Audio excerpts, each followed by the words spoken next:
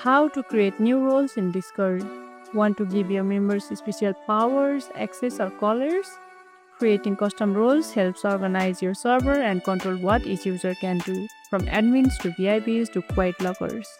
Let's create some roles. Let's go. First things first, open the Discord app or go to discord.com in your browser and log in.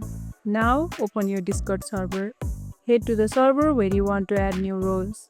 Click your server name at the top left corner, then click server settings and go to roles in the left side one. At the top, click the create role button. This opens the role customization panel. Give your role a name like admin, mode, VIP or anything fun and functional. You can also choose a role color which changes how their name appears in the server. Switch to the Permissions tab. Decide what this role can do, like managing messages, kicking users, or accessing private channels. Toggle permission based on what the role should have access to. Once you are done, click Save Changes. Your new role is now ready. And that's how you create new roles in Discord. Use them to manage permissions, build communities, and make your server look awesome. If you found this tutorial helpful, don't forget to like this video, subscribe, and tap the bell icon so you never miss an update. See you in the next one.